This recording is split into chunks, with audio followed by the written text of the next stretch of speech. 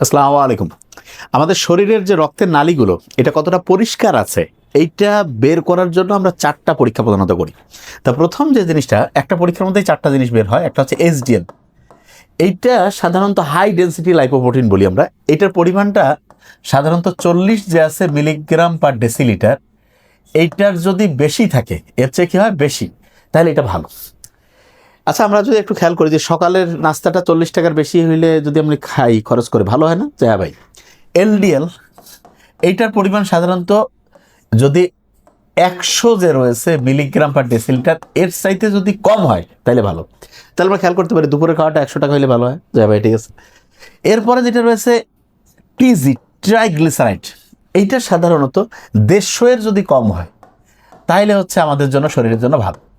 এখানে খেয়াল রাখতে হবে যে রাতের খাবারটা, যে ধরা যাক একটু হোটেলে গেছি খাইতে, যে 150 টাকার কমের মধ্যে খাইতে পারলে ভালো। আর টোটাল কোলেস্টেরল বলে যে জিনিসটা আছে, টোটাল কোলেস্টেরল, এইটা হচ্ছে 200 এর যদি কম হয়, 200 এর যদি কম হয় তাহলে ভালো।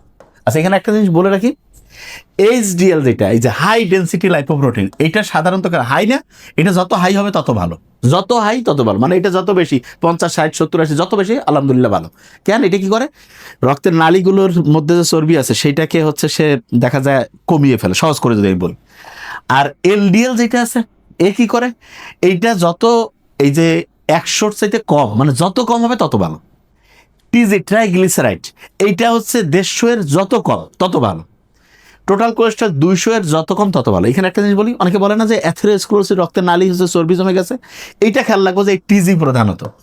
তো অনেকে মনে করে যে ভাই টিজি তাহলে সবচেয়ে ডেঞ্জারাস, যে এটা যদি বেশি বেড়ে যায় ওই রক্তের চর্বি জমে, মানে রক্তের নালীগুলো হচ্ছে জ্যাম হয়ে যাওয়ার সম্ভাবনা সবচেয়ে বেশি। আর এই টিজি অনেকে মনে করে ভাইয়া গরুর চর্বি, খাসির চর্বিতে বোঝায়। টিজি খেয়াল রাখার জন্য আমি একটু বলি, ভাত মানে হচ্ছে টিজি। তার মানে আমরা যত বেশি ভাত খাবো তত টিজি, ট্রাইগ্লিসারাইডের পরিমাণ বাড়বে। এই জন্য যদি কেউ আমাদের রক্তের নালীকে পরিষ্কার রাখতে চাই, তাহলে চেষ্টা করতে হবে যতটা ভাত কম খাওয়া যায়। আর যদি খাইতেই হয় তাহলে ফাইবারযুক্ত ভাত, মানে কি লাল চাউলটা, যেইটার চতুর্দিকে 7টার মতো স্তর থাকে এবং সরাসরি রক্তে গ্লুকোজ মেশায় না, এবং ওইটা আমাদের শরীরের জন্য উপকারী। কিন্তু যদি আমি এই যে যত পরিষ্কার ঝকঝকা চাউল খাবো তত, এবং যত ভাত বেশি খাবো টিজি এর পরিমাণ বাড়বে। তাহলে খেয়াল রাখার বুদ্ধিটা কি, এইচডিএল হচ্ছে সকালের নাস্তা 40 টাকার সে একটু বেশি বা 40-এর মধ্যে হলে ওকে ফাইন। এইচডিএল, এলডিএল দুপুরে খাওয়া 100 টাকার চাইতে একটু কম। টিজি, ট্রাইগ্লিসারাইড রাতের খাওয়া 150 এর চেয়ে কম।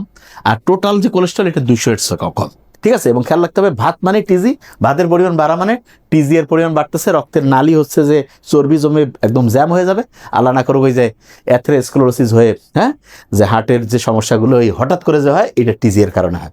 এই জন্য চেষ্টা করবো লাল চাউলের আটাটা খাইতে, লাল চাউলের ভাত খাইতে, এবং ফাইবারযুক্ত খাবার যত বেশি খাবো তত ভালো থাকবো। Thank you so much. আসসালামু আলাইকুম।